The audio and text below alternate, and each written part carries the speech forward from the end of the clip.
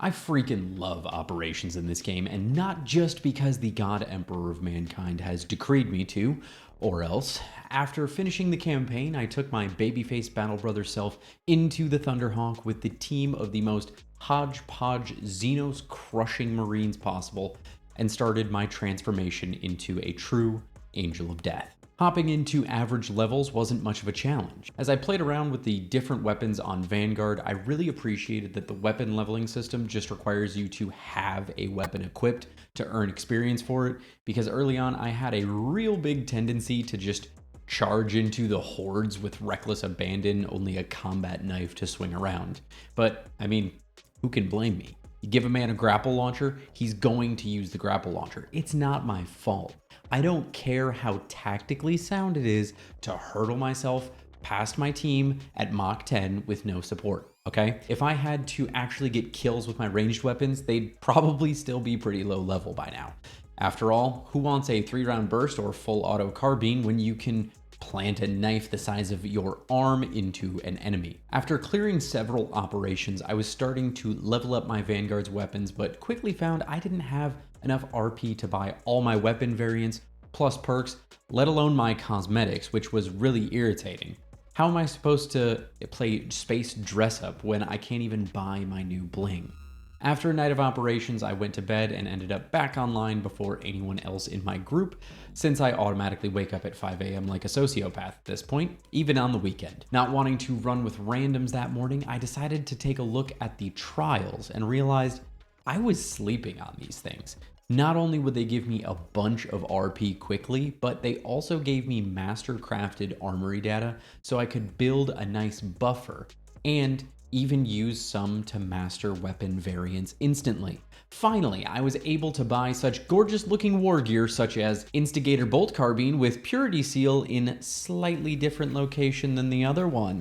Truly, I was beginning to stand apart from the plebeian battle brothers around me on the battle barge, but there was still more work to be done. Armed with new master-crafted gear across the board, I plunged back to the surfaces of Kadaku, Avarax, and Demiria.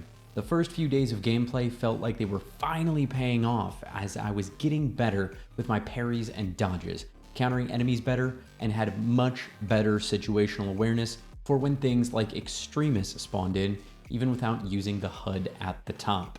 As I explored these same levels over and over, I came to the conclusion that only one armory data servo skull would spawn per level, which started to save me time as we ran through all the operations and made me even more excited when Terminus enemies spawned, since that meant we were getting double the data, baby.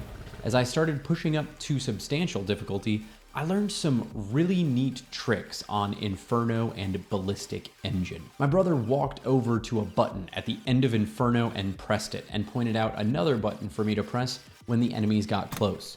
Imagine my delight when I realized I was opening the very pits of hell on these Tyranids and cooking them like a Sunday summer barbecue.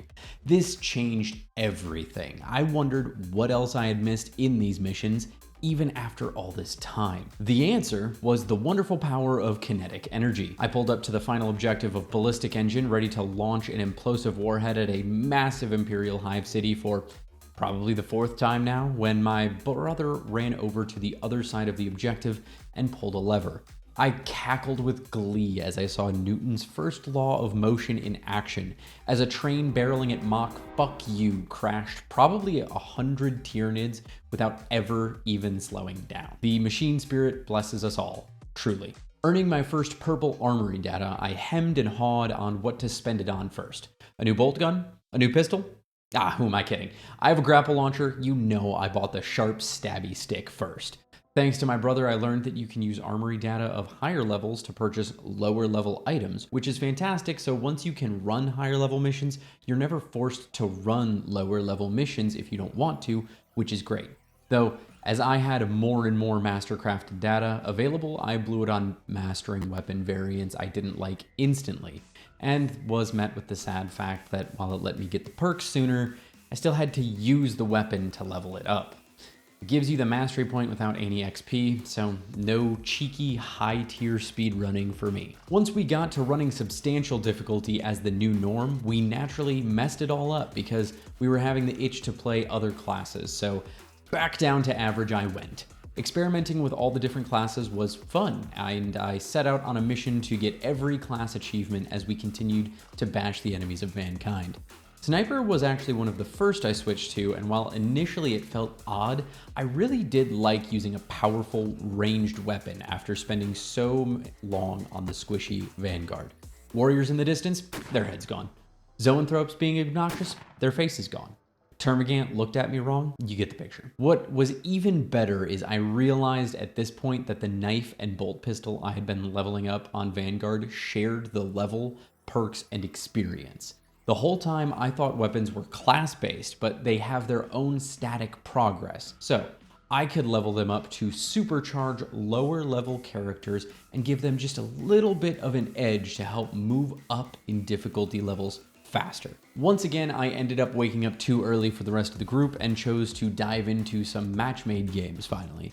I only went in on average since I never trust the populace for random matchmaking, and I was really glad I did because my very first match-made game, I got matched into a team that already had someone with the class I was going to use, so I had to switch to another class. Thankfully, I had several at level 5 or higher, so I didn't end up as dead weight and made a mental note to always make sure I have 3 classes that are high enough level set up for the difficulty I'm going to matchmake, in case that ever happens again. Once the crew got back to substantial difficulty levels, I swapped back to Vanguard, but one of my brothers didn't go back to the Bulwark he had been playing since he passed us by several levels playing on his own. It was at this moment he knew he fucked up. I was so used to having Bulwark, I suddenly felt like I was in a stim drought and there was never enough armor to go around.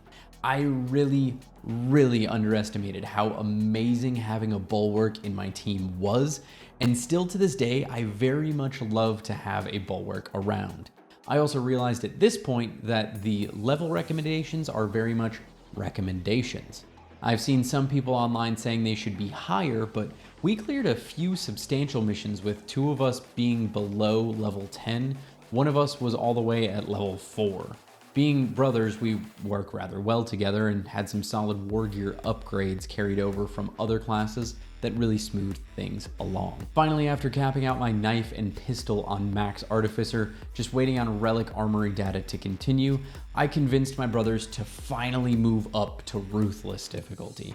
And boy oh boy was that a heck of an adjustment. I say we push for the drop down. We tactically screamed our way to victory on Inferno and Ballistic Engine to get some Relic War gear to make our lives a little bit easier. Between that and me learning that the Melt-A-Gun is disgustingly good on Vanguard and just getting more reps in on Ruthless, everything really started to click at this point. I was getting really good at just slowing down in combat and reacting to enemies correctly rather than panic mashing when things got too hectic.